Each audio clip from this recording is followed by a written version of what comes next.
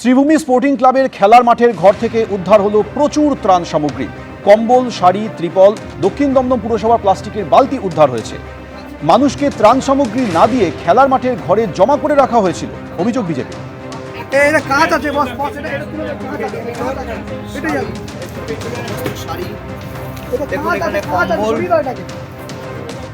এখানে সমস্ত কম্বল রয়েছে।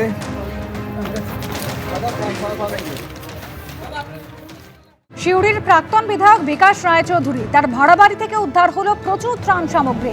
স্থানীয়রা বাড়িতে ঢুকে উদ্ধার করে ত্রিপল, কম্বল, শাড়ি। আর পরিস্থিতি নিয়ন্ত্রণে আনতে ঘটনাস্থলে যায় পুলিশ।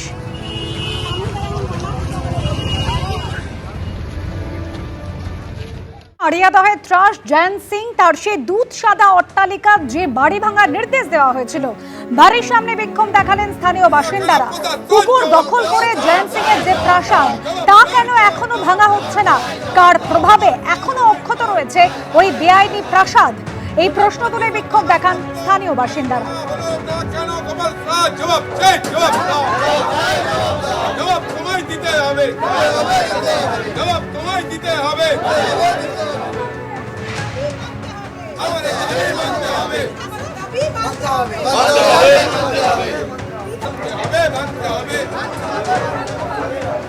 নির্দেশ থাকা সত্ত্বেও বাড়ি ভাঙা হলো না কেন?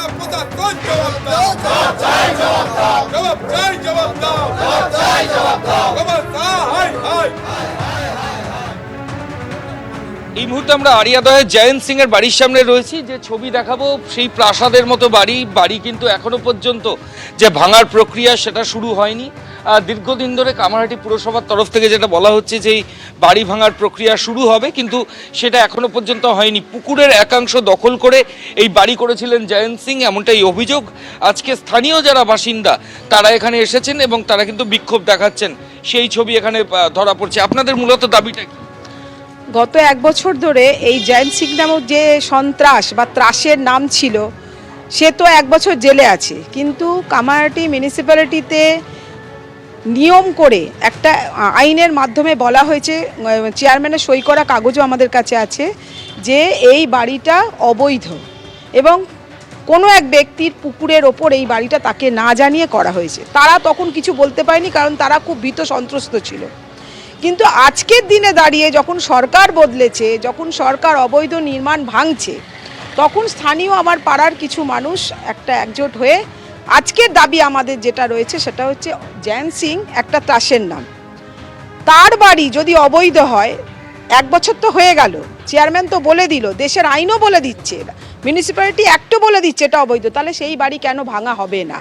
আমাদের একটাই দাবি, এই বাড়ি এখনই ভাঙা হোক। মৃত্যু হয় এখানে কোনো সেটিং করতে আমরা মানছি না, মানবো না। আর উদ্দেশ্য প্রণীতভাবে এই সেটিংটা তো চলছে। আমাদের জবাব চাই, প্রশাসনের কাছে জবাব চাই, জবাব দাও। গোপাল সাহা এরকমই ছবি কিন্তু দেখতে পাওয়া যাচ্ছে। ক্যামেরা শান্তনু দত্তের সঙ্গে ময়ূক ঠাকুর চক্রবর্তী, এবিপি আনন্দ।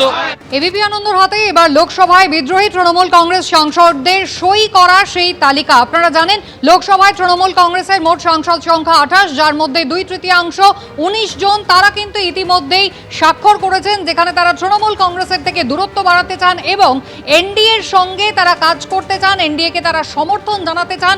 একটি সেপারেট ব্লক তৈরি করার কথা জানিয়ে তারা ইতিমধ্যেই স্পিকারকে চিঠি দিয়েছেন। 19 জনের মধ্যে 14 জন তৃণমূল কংগ্রেসের বিদ্রোহী সাংসদ প্রথমে তারা সই করেছিলেন এই তালিকায়। দেখতে পাচ্ছেন একেবারে শতাব্দী রায়ের নাম যেমন রয়েছে, কাকলি ঘোষ দস্তিদার তিনি মুখ্য সচেতক, তিনি আগের দিনই জানিয়েছিলেন তিনি সই করেছেন।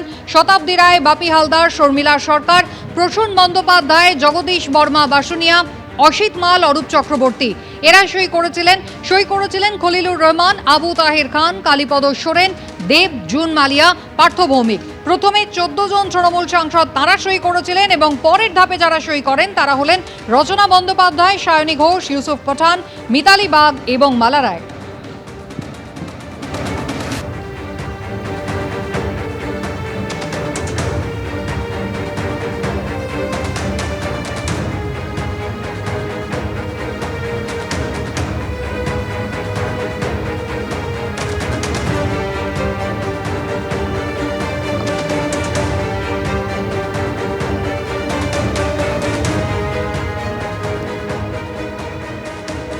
গত সোমবার দিল্লির কনস্টিটিউশন ক্লাবে ইন্ডি জোটের বৈঠকে ছিলেন মমতা বন্দ্যোপাধ্যায়। সেখান থেকে অল্প দূরে নয় মতিলাল নেহেরু মার্গে ভূপেন্দ্র যাদবের বাড়িতে বৈঠক করেন বিদ্রোহী তৃণমূল সাংসদরা।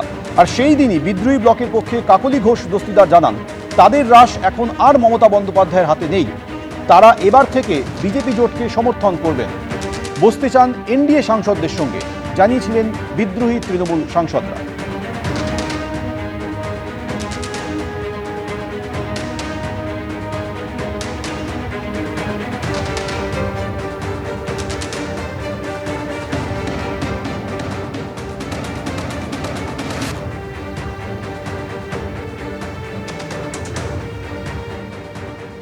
আপনাদের মনে থাকবে সোমবারই ইন্ডি জোটের বৈঠকে যোগ দিতে মমতা বন্দ্যোপাধ্যায় তিনি দিল্লিতে ছিলেন। যেখানে তিনি বৈঠক করছিলেন সেই কনস্টিটিউশন ক্লাব থেকে মাত্র 1 কিলোমিটার দূরত্বেই কিন্তু বিদ্রোহী তৃণমূল কংগ্রেসের সাংসদরা ভূপেন্দ্র যাদবের বাড়িতে বৈঠক করছিলেন এবং তারপরেই দেখা যায় যে তারা স্পিকারের উদ্দেশ্যে একটি চিঠি দিয়েছেন, যে চিঠিতে 28 জন লোকসভা তৃণমূল সাংসদের মধ্যে 19 জন সই করেছেন। প্রথম দফায় 14 জন তৃণমূল সাংসদ সই করেছেন। স্ক্রিনে আপনারা দেখতে পাচ্ছেন কাকলি ঘোষ দস্তিদার, শতাব্দী রায়, বাপি হালদার, শর্মিলা সরকার, প্রসূন বন্দ্যোপাধ্যায়, প্রথমে 14 জন তৃণমূল কংগ্রেসের বিদ্রোহী সাংসদ তারা সই করেন। কোচবিহারের জগদীশ বর্মা বাসুনিয়া সই করেন, বীরভূমের অসিত মাল, সাংসদ অরূপ চক্রবর্তী। দ্বিতীয় দফায় 5 জন তৃণমূল সাংসদ সই করেছিলেন।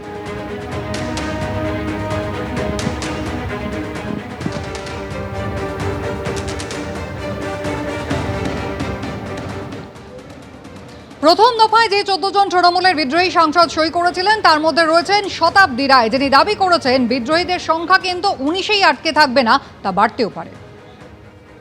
যে আমাদের ম্যাজিক ফিগার হয়ে গেছে, কোনো কিছু রিজন আমাদের কিছু ডিসিশনের জন্য আমরা আটকে রেখেছিলাম। আর দ্বিতীয়ত তখন স্পিকার দিল্লিতে ছিল না, যেটা জমা দেওয়া হয়নি। কিন্তু এরম মিথ্যে কি করে বলবো যে হয়ে গেছে অথচ 4 জনের হয়েছে 19 জনের হয়নি, কারণ দুদিনের পর তো প্রকাশ্যে আসবে। এবং আপনাদের এটা আমি বারবার বলছিলাম যে দেখুন, ওয়েট করুন, 1-2 দিন ওয়েট করুন, এটাও বলেছিলাম 1-2 দিন ওয়েট করুন, চিঠি আসবে প্রকাশ্যে। কারণ আমরা তো জানি যে সই করছে, আমরা তো জানি কে কে সই করছে।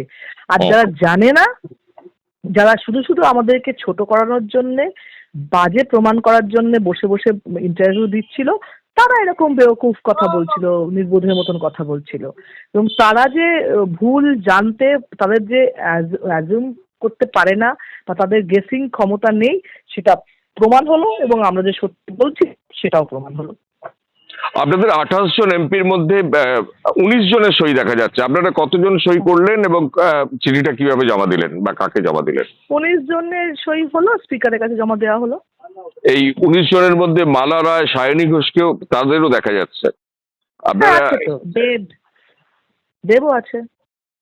তা আপনারা এই সংখ্যাটা কি বাড়বে আবার? বাড়তেই পারে, হ্যাঁ। যে এমপি চ্যানেলে বসে বসে আমাদেরকে খারাপ বলছে, বেঈমান, মানে এই জায়গায় বলছে আমরা কিছু না, পার্লামেন্টেরিয়ান হিসেবে তাও অন্য জায়গায় যাচ্ছি, তারাও কিন্তু ভেতরে ভেতরে যোগাযোগ রাখছে। অভিষেক বন্দ্যোপাধ্যায়ের প্রতি স্নেহেই তৃণমূল দলটাকে শেষ করে দিলেন মমতা বন্দ্যোপাধ্যায়, মন্তব্য তৃণমূলের বিদ্রোহী সাংসদ জগদীশ বর্মা বাসুনিয়ার। যে সাংসদরা এখন আলাদা পৃথক ব্লক তৈরি করছেন, তারা এনডিএর সঙ্গে থাকবেন, তাদের মধ্যে একজন রয়েছেন কোচবিহার থেকে লোকসভা সাংসদ জগদীশ বাসুনিয়াজি। আপনারা এখন সিদ্ধান্ত নিয়েছেন কি আপনারা সেপারেট ব্লকে বসবেন? কতজন সাংসদ আপনাদের একসঙ্গে রয়েছেন লোকসভায়? আমাদের সঙ্গে 20 জন সাংসদ আছেন। এই নম্বর কি আরো বাড়বে? হ্যাঁ, বাড়তে পারে। কাদেরকে আশা করছেন যারা যোগ দিতে পারেন? এই মুহূর্তে বলা সম্ভব না, অনেকেই বেসুরো আছে, অনেকে এদিক ওদিক করছে, কিন্তু দিনের শেষে তারাও একটা সময় সিদ্ধান্ত নেবেন। কারণ তারাও তো বুঝতে পারছেন যে আমরা 20 জন সাংসদ মিলে যখন সই করেছি, তাদের সংখ্যাটা তো নগণ্য হয়ে গেছে। এবং আমরাই আগামী দিনে তৃণমূল কংগ্রেসের আসল লবি হিসাবে লোকসভায় আমরা মান্যতা পাবো। কিন্তু তখন তারা কোন দলের পাবে সেটা নিয়ে তাদের মনে একটা সংশয় আছে, এবং তারাও ধীরে ধীরে কিন্তু আমাদের দিকেই আসবে। কল্যাণ বন্দ্যোপাধ্যায়ের বক্তব্য গতকালকে কিভাবে দেখছেন? দিদিকে তিনি বার্তা দিয়েছেন অভিষেককে রাখো বা আমাকে। পরিষ্কারভাবে বলেছেন, হয় অভিষেক নাহলে কল্যাণ, দিদিকে একজনকে বাদ দিতে হবে। দিদি এই মুহূর্তে অভিষেককে বাদ দেওয়ার মতো ক্ষমতা দিদির নেই, কারণ অভিষেকের এই আপাতত স্নেহে দিদি দলটাকে এই জায়গায় আজকে শেষ করে দেওয়ার জায়গায় নিয়ে গেছেন। এটা যদি তিনি আগে বুঝতেন, আগে যদি একটু দিদি কেয়ার করতেন যে দলটা একটা জুনিয়র সেলের কাছে এইভাবে দেওয়া, এটা দিদি ঠিক হয়নি। দিদি কোন কারণে এত বেশি আস্থা অভিষেকের উপর রাখছিলেন? তিনি হয়তো চাইছিলেন যে নেক্সট জেনারেশন গ্যাপ, অর্থাৎ পরবর্তীকালে তার জায়গায় তাকে নিয়ে আসার জন্য সেই মানসিকতার দিক থেকে হয়তো তাকে দায়িত্বটা দিয়েছেন, যে যেহেতু তার বয়স হয়ে গেছে এবং পরবর্তীকালে সেই জায়গাটা যাতে পূরণ করতে পারে সেই আশা নিয়ে তিনি দিয়েছিলেন। কিন্তু সেই ক্রেডিবিলিটি তার হয়নি বলে আজকে এই অবস্থা হলো। কতদিন থাকতে পারে অরিজিনাল টিএমসিতে অভিষেক বন্দ্যোপাধ্যায়ের সঙ্গে লোকসভা? সেইটা এখন বলা যায় না, সেটা এখন বলা যায় না। কতজন থাকবে সেটা বলা যায় না। হয়তো এমনও হতে পারে যে 2-3 জনও না থাকতে পারে। তৃণমূল কংগ্রেসের বিদ্রোহী সাংসদদের মূল আপত্তির জায়গা নেতৃত্ব দিয়ে। একেবারে অভিষেক বন্দ্যোপাধ্যায় আইপ্যাককে দিয়ে দল পরিচালনা করতেন, যাতে তাদের আপত্তি ছিল। অভিষেক বন্দ্যোপাধ্যায়কে তারা সরানোর কথা বলেছিলেন, যদিও মমতা বন্দ্যোপাধ্যায় তাতে রাজি হননি। মুর্শিদাবাদের তৃণমূল সাংসদ বিক্ষুব্ধ আবু তাহের খান কি বললেন দেখুন। আমরা দিদিকে ভালোবাসি, দিদি আমাদের প্রাণ মন, আমরা চাই দিদি আমাদের নেতৃত্ব দিক, কিন্তু অভিষেক যেভাবে দলটাকে নিয়ে আইপ্যাককে সামনে রেখে পরিচালনা করেছেন, এখানে আমাদের বড় অসুবিধা হচ্ছে। গোটা বাংলায় মানুষ আমাদের পাশ থেকে এই জন্য সরে গেছে। আইপ্যাক নামক এই যে সংস্থা, আমরা চাই একটা সুষ্ঠুভাবে বাঁচতে, এবং দিদির মতো লড়াকু নেত্রী বাংলায় নিশ্চয়ই প্রয়োজনে তাগিদেই আমরা নিশ্চয়ই তার সঙ্গে আছি। যে পদ্ধতিতে আজকে দল পরিচালনা করছিলেন আইপ্যাক নামক সংস্থাকে দিয়ে, তার বিরুদ্ধে আমাদের নিশ্চয়ই কিছু ক্ষোভ ছিল আলাদা করে, এবং আমরা চাইছিলাম যে অভিষেককে বাদ দিয়ে অন্ততপক্ষে একটা নতুন করে ভাবা হোক, কিন্তু দিদি সেটাই অনড়, দিদি সেটা মানতেই চাইছেন না। এদিকে বিরোধী দলনেতা এবং তৃণমূলের বহিষ্কৃত বিধায়ক ঋতব্রত বন্দ্যোপাধ্যায় বলছেন, সংখ্যাটা বাড়লে অবাক হব না। কি পরিবেশে সবাইকে কাজ করতে হয়েছে সবাই জানে। এটা শতাব্দী ভালো বলতে পারবে, কারণ তারা তো আমাদের সাথে যোগাযোগ রাখছেন না, তাদের সাথে যোগাযোগ রাখেন। তবে আমি তো বলছি, আমি সংখ্যাটা আরও বাড়লে এতটুকু অবাক হব না, কারণ আমি জানি কি এনভায়রনমেন্টে সবাইকে থাকতে হয়েছে, চলতে হয়েছে। একজন আমায় বলেছেন যে লিবারেশন ফ্রম স্লেভারি, কৃতদাসত্ব থেকে মুক্তি, এবং আমি তার সঙ্গে খুব একটা দ্বিমত পোষণ করছি না। সংসদীয় রাজনীতির ক্ষেত্রে তৃণমূল কংগ্রেসের যে বিক্ষুব্ধ সাংসদরা রয়েছেন, তারা যেমন সই করে নিজেদের তালিকা স্পিকারকে দিয়েছেন, ঠিক সেভাবেই বিধানসভাতেও কিন্তু যারা ক্ষুব্ধ, যারা বিদ্রোহী তৃণমূল কংগ্রেসের বিধায়ক রয়েছেন, তারা ইতিমধ্যেই তাদের নামের তালিকা স্পিকারকে দিয়েছেন। সংখ্যাটা এখনো পর্যন্ত 64 রয়েছে। অধ্যক্ষ যদি মনে করেন তাহলে ফ্লোর টেস্ট করাতে পারেন। আজকে এমনটাই বলছেন বিরোধী দলনেতা এবং তৃণমূল কংগ্রেস থেকে বহিষ্কৃত ঋতব্রত বন্দ্যোপাধ্যায়। আমি যেহেতু আপনারা জানেন, আমি এটুকু চ্যালেঞ্জ করেই বলতে পারি, আমাদের লিস্ট মানে বিধানসভার স্পিকারকে দেয়া লিস্ট, সেই লিস্ট সংবাদ মাধ্যমের সঙ্গে শেয়ার করা নিয়ম নেই। আমি সংখ্যা বলেছি, আমি কোনো নামে যাব না। আমাদের সংখ্যা, যে সংখ্যা আমি বলেছিলাম, আমি তাতেই স্টিক করছি আপাতত, বাকিটা পরে দেখা যাবে। 64। কলকাতায় একটা মামলাও চলছে। 64 মামলা তো মামলার মতো হবে, মামলায় গণতান্ত্রিক দেশে মামলা করাটা অধিকার, আমি তার মধ্যে কেন ঢুকতে যাব? নাম্বারটা কত যেটা আপনারা? আমরা তো বলেছি 64, সংবাদ মাধ্যমে আগেই বলেছি। আমি ব্যক্তি কারুর প্রসঙ্গে বলবো না, আমি সংখ্যায় স্টিক করছি, এবং প্রয়োজনে যদি মনে করেন মাননীয় স্পিকার, ফ্লোর টেস্ট হতে পারে, নো প্রবলেম। আমরাই তো এখানে মূল ফোর্স, 2/3 বেশি বিধায়কের সমর্থন। তো আমার এটা নৈতিক দায়িত্ব যে কেউ শপথ নিতে এলে, আমি সন্ধিবন্ধ আমরা ঠিক করে ফেলেছি, আমরা কত সকালে ঢুকে গেছি, সাদিদিকে হেল্প করেছি নামতে, ওনার পা ভাঙা রয়েছে, অসুবিধা রয়েছে, এটা তো একটা ডিউটি। মানে এটা তো আমাকে সমর্থন করছেন কি করছেন না, আমাদের ব্লককে সমর্থন করছেন কি করছেন না, তার সঙ্গে তো এটার কোনো সম্পর্ক নেই। এটাকে গুলিয়ে ফেললে সমস্যা হবে, সবটা গিভ অ্যান্ড টেক দিয়ে হয় না। ঋতব্রত বন্দ্যোপাধ্যায় বিধানসভায় আমাদের বিরোধী দলনেতা, আমরাই তাকে বিরোধী দলনেতা করেছি। সই নিয়ে যে জালিয়াতি হয়েছে তার তদন্ত তো সিআইডি করছে, বললেন তৃণমূল বিধায়ক গোলাম রব্বানী। ঋতব্রত এলওপি আমরা ওনাকে করেছি। আমি সবসময় মমতা বন্দ্যোপাধ্যায়কে শ্রদ্ধা করি, সবসময় উনি আমার নেত্রী। যে যে জালিয়াতি করেছে তার এগেইনস্টে তো হবে, জালিয়াতিতে কি করেছে সিআইডি খুঁজে বাইর করবে। আমাদের এলওপি লিডার অপোজিশন আমাদের ঋতবর্ত কেন কি 58 এমএলএ সই করে দিয়েছে। ঋতবর্ত সকালেই ফোন করেছে আমাকে কি দাদা আপনারা মিটিংয়ে যাবেন। ঠিক আছে মিটিংয়ে যাবো। অ্যাডমিনিস্ট্রেটিভ মিটিং, এটা তো কোনো দলের মিটিং না, না কোনো পার্টির মিটিং, এটা অ্যাডমিনিস্ট্রেটিভ মিটিং, এআরএম মিটিং, যার জন্য আমরা যাবো।